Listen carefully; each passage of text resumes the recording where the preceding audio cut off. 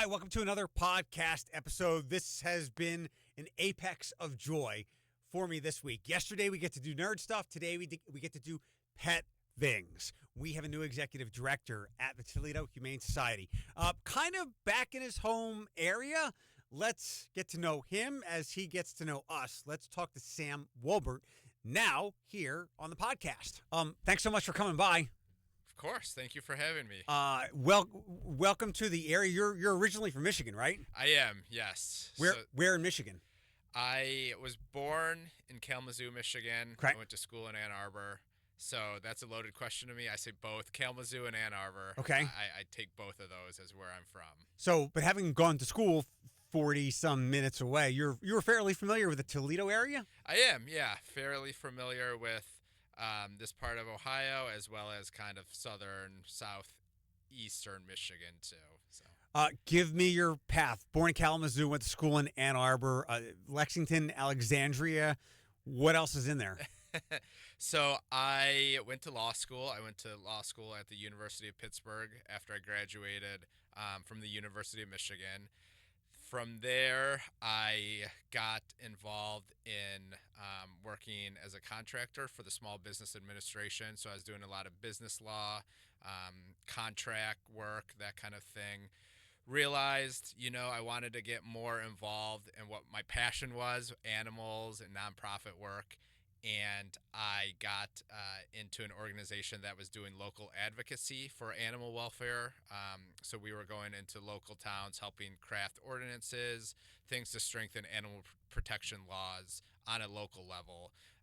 From there, I loved that work, but I wanted to be more active on the front lines. It's nice to pass an ordinance, but sometimes you don't see the changes when you do something like that.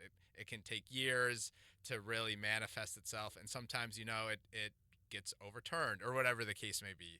So I wanted to get more involved on the front lines, which is how I got into animal sheltering.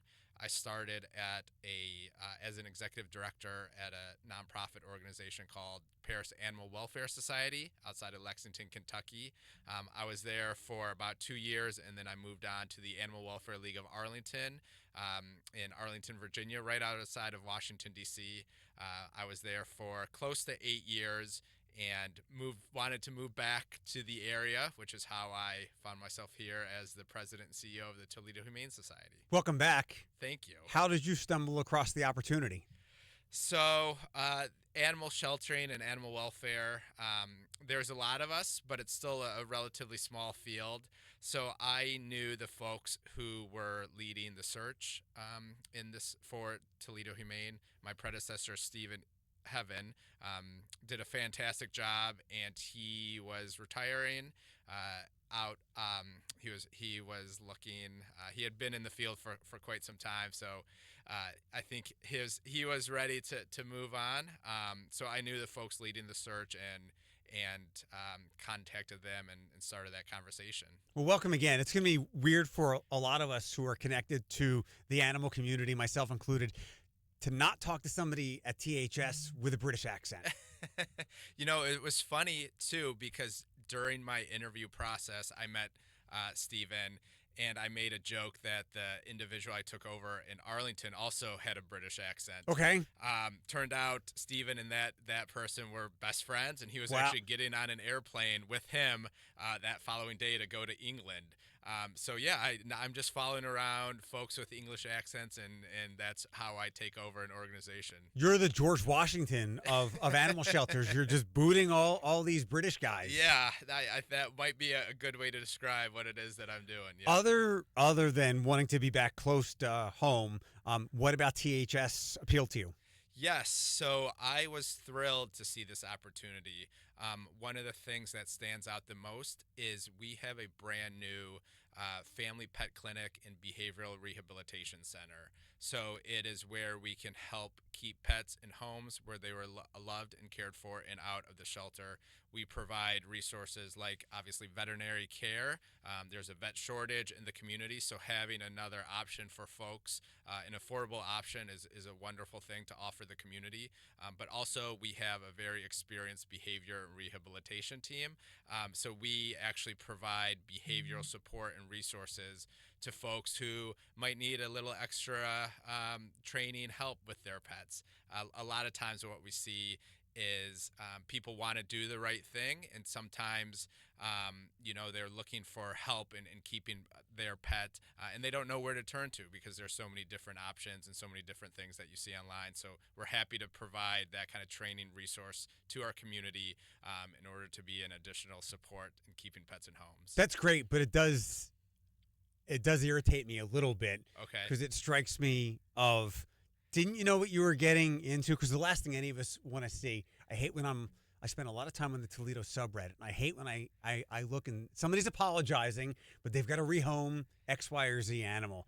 I'm glad that you guys can help people keep their pets, but I do wish everybody kind of knew what they were getting into, because sometimes you don't know what you're getting into. I got that with the dog that I adopted. She came from some horrific, traumatic situation, some hellscape, and I've had dogs my whole life. Crate training her was no pun intended, another animal. Something I'd never encountered before. So, but I'm glad you guys have that as an offering to people, because I want people to have pets and I want pets to have people. Exactly. And, we understand sometimes things happen, sometimes things change. We want to be that resource. We're not going to judge folks for life experience, whatever happens. We're looking in a world. The economy has taken a hit. Sometimes pet care can be very expensive, and if you lose your job, then pretty soon you're going to have to start asking some tough questions. And so we want to be there, and we want to offer whatever resources we can, because at the end of the day, if the pet is loved and cared for in that home, we believe it's better to stay in that home than coming to the shelter. To be clear, I was strictly speaking like behavioral, or not like life circumstance change. Are you talking about the clinic? Is that on the east side? No, it's on Briarfield. Okay. So it's right near. Oh, okay. I took my dog training there. Got it. Okay. Yes, so it's brand new. We just opened it up in January. Still, building up the marketing and trying to get the word out there. But yeah, brand new clinic. It's fantastic. It's beautiful, and it's right there near our shelter on Briarfield. Because a couple of years ago, a place opened up on the east side, correct? Another clinic. That's what I understand. Okay. Yeah, I obviously that was a little before my time. Sure. I've been here for about a month. But so I don't have all the details. For whatever reason, it didn't quite work out there, and we have a new spot over on Briarfield. And it was a former pet place. I forget what the name of that place was before. I took my dog there a couple times, but it's like when one pizza place jumps out, another one jumps in. It was probably pretty seamless for you guys to get in there. I believe so too. Yeah, it sounds like it happened pretty quickly. It was an opportunity we had been looking for, as I understand it. And when that spot kind of opened up, it was something that we jumped on. But yes, it happened quick. It was pretty seamless. I think. Don't quote me on this, which you are on I won't podcast. hold you to it. Don't hold me to it. I think we got the place in October and moved in January. Awesome. Congrats. Yep. Thank you. What are some of the strengths you found? What are some of the, I don't want to call them weaknesses, areas of improvement you'd like to work on, or things that you've had success with elsewhere that you'd like to implement here? Yeah, that's a great question. So strengths. I mentioned that family pet clinic. That is something not a lot of animal welfare agencies are able to provide. So we are not only helping helping people that come through our door, we're helping people in the community as well. So we are extending beyond our four walls. We're in the community helping folks, not just through that family pet clinic, but we also have a cruelty and investigations department. So we are in charge of cruelty investigations here in Lucas County. So that also is a fantastic service that we're able to offer. And then as far as the organizational goes, we have a lot of people that have been there for a long time. We have a lot of institutional knowledge, people who are very much they're passionate about the mission. They love the work that they do, and it's beyond too just our staff as well. It goes to volunteers, it goes to our donors, and it goes to our supporters. So the work that we're doing is very unique, and the people doing it are very professional, love the work that they're doing, and very passionate. So that's what I would say the strengths are. As far as areas for growth and opportunity, I have been working to kind of listen and learn, not just what's going on at Toledo Humane, but what's going on in Toledo as a whole, which is why I'm glad you reached out because I love connecting with folks. Shelters are overwhelmed. They are, yeah. And one of the things I did when I went to Arlington and previously when I was in Kentucky was trying to bring folks together, not just in animal welfare, but across the nonprofit and social safety net spectrum. If you have a pet and you're struggling, then that pet is struggling as well. So we are offering services, other organizations are offering similar services. So how can we best work together to help that individual? Because at the end of the day, our mission is helping those animals in the care. Another group's mission is going to be helping that individual, but we have the same goal, which is to help our community. So I have been working to kind of bolster those community relationships, get out in the community, understand what it is that we are working with and what other organizations are working with, and how we can best work together.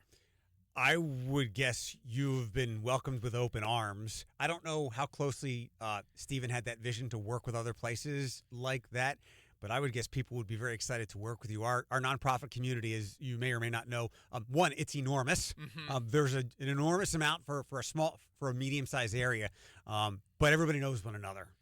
Yeah, and that's great, and I have, like I said, I've been trying to work my way in there, but yes, I would love to get to know that group and work together and see what we can do. Whoever you want to meet, I will introduce you. I know a lot of people. That's fantastic. Especially the pet people. Something that I was a part of in 2017, ProMedica, our large healthcare system here, had a pilot program called HARP, Hope and Recovery Pets Program. And they endeavor to pair adoptable pets, and it wound up being mostly cats more than dogs because cats were easier to manage for these people. But people who were in some, they were in situations of struggle, but it was run with some research by a doctor, professor at University of Toledo, and she followed up. This was a great pilot program to see how people would be with their oxytocin, their well-being. She did all the blood tests and things like that to see if people's well-being was improved with having a pet around. And the answer for the most part was yes. I don't know where the program is. I don't think it exists anymore. But when I was looking to dive into passions of mine, mental health and pets, I couldn't be a part of this quickly enough because I think we all kind of know instinctively, intuitively, if you have a great pet, as I always say, I've never walked in the house and my dogs are sitting in the chair, playing a video game, smoking a cigarette, saying, you can let yourself in the house. Yeah. We all know that if you have dogs, it's pandemonium when you come home. So it was a great program, and I think you might have a lot of open arms to work, maybe resurrect a program like that and get more pets into people's homes if they're able to manage them. That's awesome. I would love to get a little bit more details about that and see where that program lies and how we can support that. It's dead, I think. Okay. But it would be great to resurrect it. Absolutely. Because we also have a large amount of mental health agencies. And I'm sure people they serve, not everybody wants to do therapy or medication. Mm-hmm. Would you, if you're able to, would you consider a pet? Definitely. So. Yeah. And especially since we saw this in animal welfare following the pandemic. It was a stressful time for a lot of people. Some people were stuck in their homes. Some people lost their jobs. And pets became an outlet for that mental health. It's really kind of the philosophy that I had in Arlington, and what I want to bring with me is kind of the One Health approach to wellness, where we're all connected. People, pets, the environment. It's all, it's like a spider web that one ripple on one part of the web will affect another ripple over here. And pets are a big part of that, getting people that kind of companionship, that love. It does wonders to your mental health. We always joke that, it's kind of a cliched saying, but like who rescued who is what they say in animal welfare. And I firmly believe that. I think my pets, I have grown up with animals. I have, since I've been adult, they've been in my home. And every one of them, I think, has done more for me than I did for them. And I think that's just a wonderful way to look at, what they do to our lives. Because yeah, I couldn't imagine my life without them. I'll give you a quick story. Many people that are close to me know this. It was kind of like a linchpin when I got to do a TED Talk a bunch of years or so ago. In 2012, I had moved back out to Detroit, where I'd lived previously, and it was the worst personal and professional year of my life. Mm-hmm. Like I was like racked, and at that time, I wasn't appropriately medicated. I couldn't find a therapist. It was just a struggle to exist. My dad said, "Maybe you miss your dog." I had left my dog. I didn't abandon her. I left her with her air quotes cousins back home in Pennsylvania. And I said to my dad, I was like, "Dad, that's ridiculous. Like I can barely manage myself, and you want me to adopt a dog?" The next weekend, I had this great idea. I should go adopt a dog. So, like any parent ever, I told you so. And I had that dog, and that dog, in many ways, saved my life until I could get a lot of the help that I needed. Yeah, we hear that story so often, which is why, our focus isn't just the animals in our care, but it's the people as well. Because without the people, we couldn't do anything. Right. And the animals and the people, they all go together. You talked about cruelty. It's the dark side of things. And if you don't know the answer to this because you're still new, that's totally fine. But it's just it's curiosity. When there are animal cruelty issues that are addressed, and maybe this is the case other places you've been, are they more so an inability to take care of the pets? They're malnourished, they're not fed, they're left outside. The person has problems, so the pet has problems, like you mentioned. Or is it like some type of violence? Which one is a larger number? I can't say one way or the other which one is the larger number. My guess, or not my guess, my sense from just my time here is it's definitely the former. We do see, unfortunately, there are violence, cruelty acts towards animals, but a lot of the time it is some of that neglect that just kind of keeps rising. It's once again we're seeing a lot of the issues that are affecting the society bleed its way down to animals. So Sure. if people aren't able to get the mental health that they need, maybe they've lost their job, their personal life is spiraling, then unfortunately sometimes that kind of goes down into what they can and can't do for the animals in their So care. cruelty is a lot of neglect, not necessarily all violence. I can't tell you the percentage off the top of my head just yet, but I think largely it's a lot more neglect than it is violence. That's not to say we don't have violence as Sure. well. Mm-hmm. Have you met my friend Steve Kiesling at Toledo Animal Rescue? I have not. No. Steve's great. Steve can tell you lots of stories of animals that have been thrown over his gates, tied up before he's gotten in there. And I know that LC4 has had much of the same, at least at their old facility. Mm-hmm. Hopefully you guys don't have much of that. But again, people become desperate, and they do love their animals so much that they say, I can't take care of you. Hopefully this place can find you a place. And going back to a point that I'm sure is wherever, is all over the place. Shelters are overwhelmed. Definitely, and especially the summer. This is for us, and I know a lot of folks. This is an especially busy summer. We do a lot of work with other rescues and other agencies, which we've had to stop doing just because of the amount of animals that are coming through our front door. We're feeling the pinch, and I know a lot of other agencies are as well. How do you, as a pet lover, compartmentalize the situation of neglect or violence when that animal comes to you? It would rip my heart out. I could be some type of ER doctor, because animals mean more to me than many humans. Oh, your leg's falling off. Like, hang on a second. The dog has a ripped fingernail, a toenail, and I'd be broken into pieces. How do you compartmentalize it? Yeah, it's tough. A couple things there, I would say. One, that kind of burnout, seeing those situations over and over again, it does lead to some burnout. It is an issue in the animal welfare space because of those cases that are coming to our door almost every single day. So there is a lot of need within the field to take care of yourself, get adequate breaks, mental health awareness. All of those issues are very important to me as the leader of an organization and as someone who who is trying to guide a staff to make sure they're taking care of themselves. So that's a big part of it. And then as far as how I look at it, you know, it's hard when the animal's in front of you. One of the things that I like to tell myself is this is likely the best day of that animal's life. Yeah. You know, who knows what it had experienced before, but coming to us is a start of a new journey, and it is our goal to guide that animal along that path. And once again, looking at it as it is our mission and our work to give that animal from this point on the best days of its life.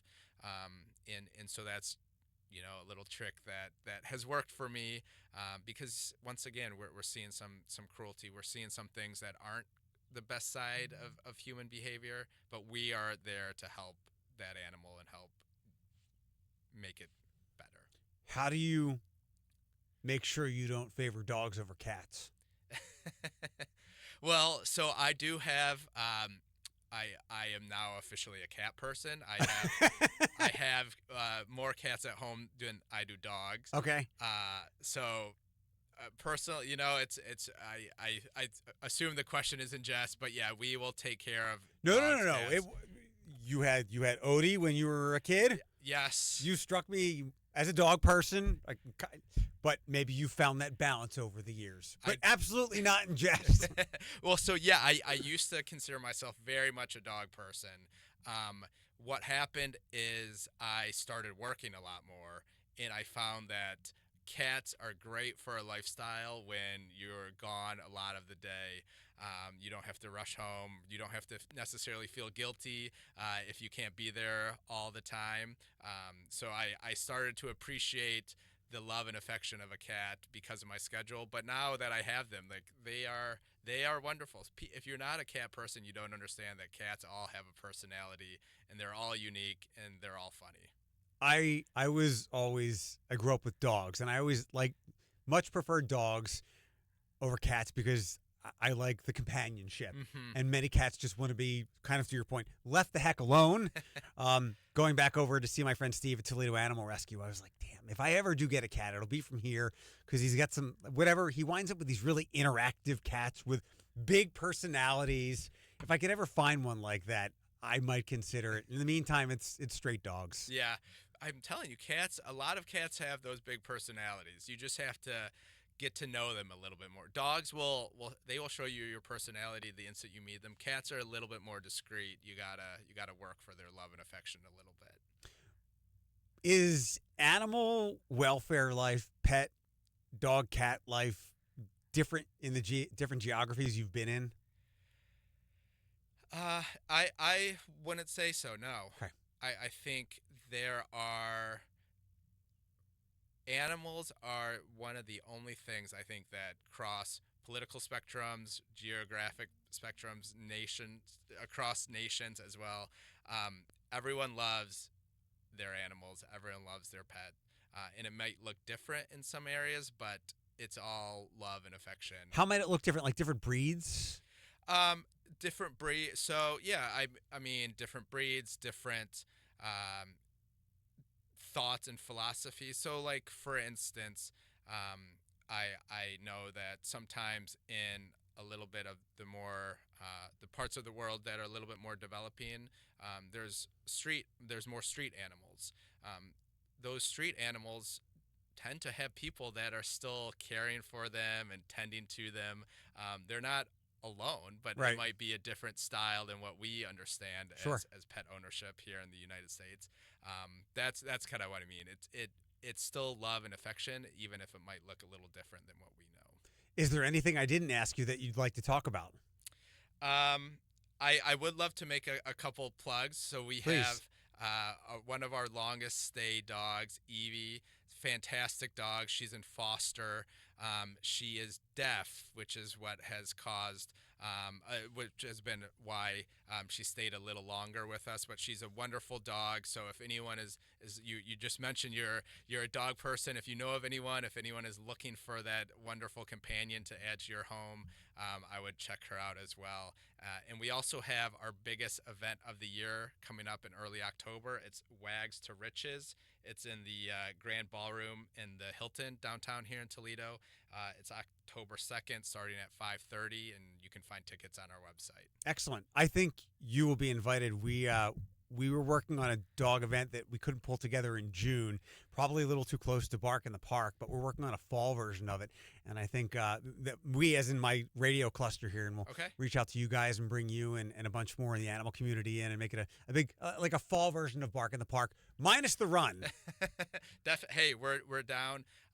That's usually tends to be a little bit of nicer weather, too. You don't get the heat and the humidity, so hopefully that works out, too. Do you want to? What's the dog story that you can't stop yourself from telling? Is it personally speaking? Unrelated to Toledo Humane? Related to you. Related to me. I told you. By the way, that dog I mentioned. So it got problematic. He succumbed to his kidneys last September.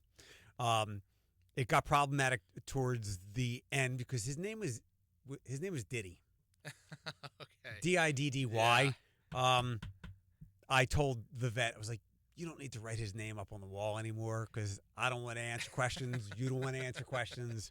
But he was the best boy. What's the story personally you always tell about a dog in your life or a pet in your life? I'm sorry, cats. Cats too.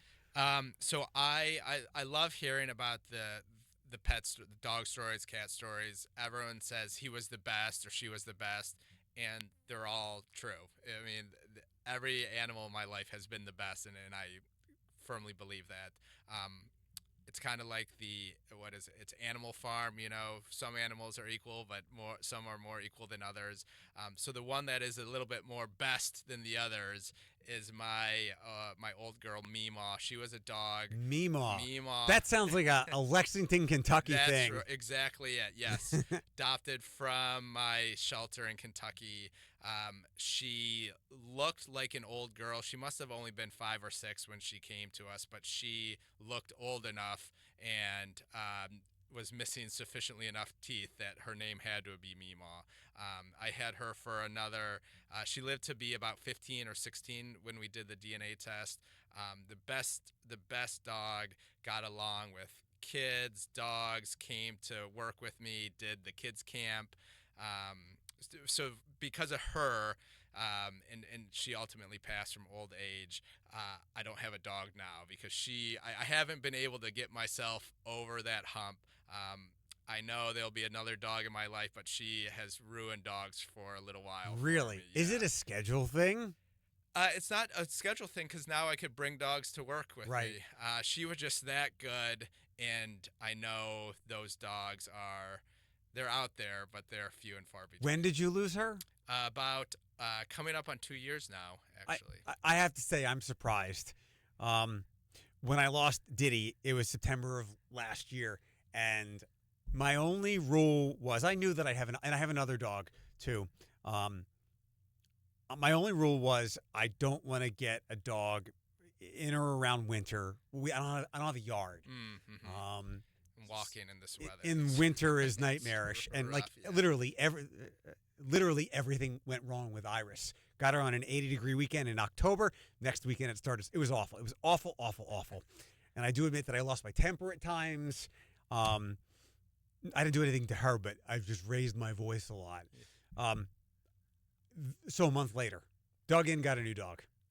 I'm surprised you've gone 2 years, Yes. especially with around all the animals that you are around. And well, there have been a few, especially since I started. There have been a couple. You've dated, but you can't commit. Exactly. Yeah, I've been dating. And in fact, one I loved and just went home, which is great. That was fantastic. Good to see her go into another home. But yes, I haven't been able to commit just yet. Do you foster?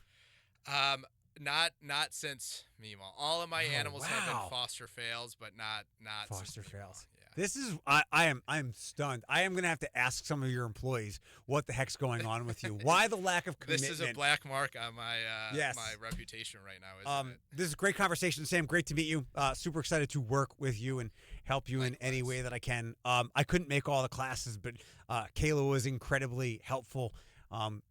Getting some things that Iris needed to know. So she's actually a very smart dog, but she's afraid of a million things. Yeah. Everything but me. So I almost just wanted to like leave her there and go like let her sit in her anxiety. Yeah. We didn't go to all of them, but Kayla was super helpful. You have a great staff. Definitely do, and I appreciate meeting you and in this conversation. I look forward to working together. Awesome. Thank you. Thank you.